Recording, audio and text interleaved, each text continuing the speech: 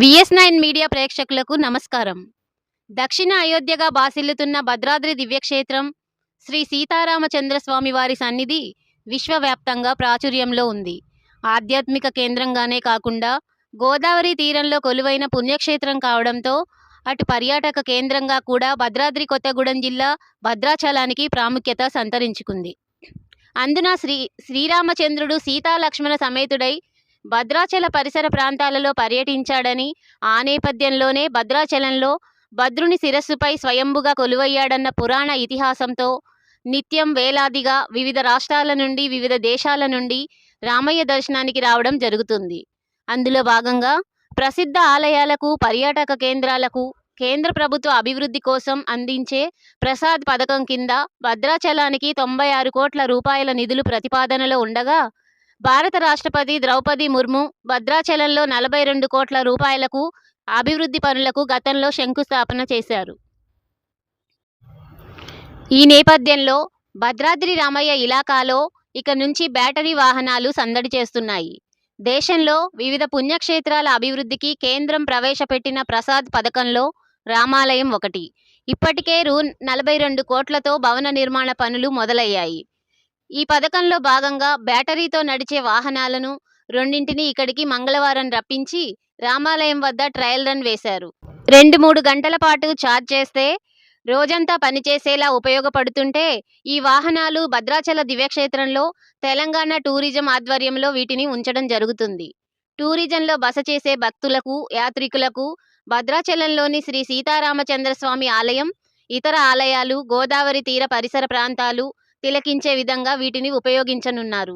అంతేకాకుండా వారిని తిరిగి వెళ్లేందుకు బస్టాండ్ వరకు కూడా వీరిని సాగనంపడం జరుగుతుంది. ఇటువంటి సదుపాయాలు భద్రాద్రి దివ్యక్షేత్రంలో కల్పించడంతో ఇక్కడికి వచ్చిన భక్తులు తమ సంతోషాన్ని విఎస్9 మీడియాతో పంచుకున్నారు. నా పేరు రాజేంద్ర కుమార్ ఫ్రమ్ నిజామాబాద్.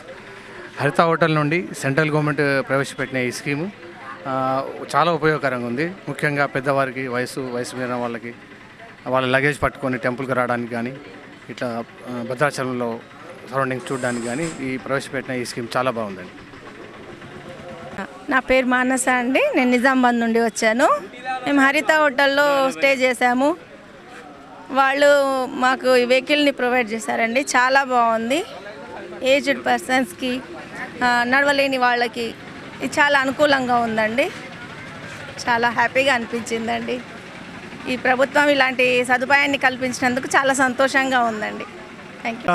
मैं मुंबई से आया हूँ भद्राचलम हमारे साले जी का शादी के लिए, और हमारा यहाँ रहने का अरेंजमेंट हुआ है। हरिता जो तेलंगाना टूरिज़्म गवर्नमेंट का रहने का प्रबंध है, ब्यूटीफुल, बहुत ही बढ़िया एकोमोडेशन, फैसिलिटीज़, नीटनेस बहुत ही बेहतरीन है। जो भी मैं रिकमेंड करता हूँ कि जो कोई भी लोग भद्राचलम आए तो ज़रूर हरिता में रहें।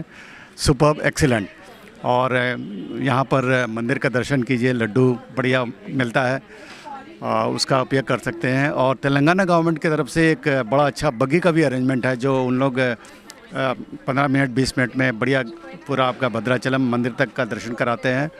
और अच्छा एक फुल सेटिस्फेक्शन के साथ आप भद्राचलम आ करके यहाँ की यादगार को लेकर जा सकते हैं। Thank you.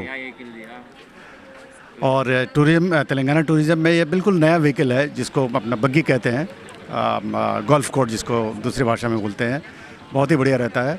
बढ़िया पूरे परिवार के साथ में आइए, बैठिए और बढ़िया घूम फिर करके जाइए और एंजॉय कीजिए। सुपर। और my thanks to Telangana officials, Telangana government के ऑफिशियल्स को, तेलंगाना टूरिज़्म के ऑफिशियल्स को thank you for the nice arrangements. And particularly madam है वहाँ पर, मैडम का नाम तो नहीं मालूम है, but she is very cooperative and very helpful, और बढ़िया रहता है काम उनका। Thank you very much. నమస్కారం అండి. నా పేరు నాగలక్ష్మి. నేను హరిత హోటల్ భద్రాచలం యూనిట్ మేనేజర్గా వర్క్ చేస్తున్నాను. మా దగ్గరికి 2 ఛార్జింగ్ వెహికల్స్ వచ్చాయండి. అది సెంట్రల్ గవర్నమెంట్ ప్రసాద్ స్కీమ్ నుంచి వచ్చాయి. ఒకటి 6 సీట్లు, రెండవది 8 సీట్లు. మా దగ్గర దిగే టూరిస్టుల కోసం ఆ వెహికల్స్ వచ్చినాయండి.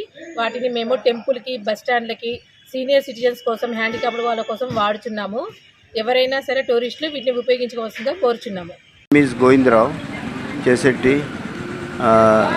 I retired as Under Secretary in the Government of India, and it is a very good initiative by the Government of Andhra Pradesh Tourism Department, Government of Telangana, and as well as central government for the tourist visiting Bhadrachalam, and it will boost the tourism here by seeing all these facilities.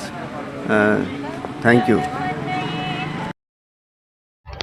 ఈ video మీకు నచ్చినట్లయితే like చేయగలరు, share చేయగలరు, subscribe చేయగలరు. చూస్తూనే ఉండండి తాజా updates కోసం VS9 మీడియా.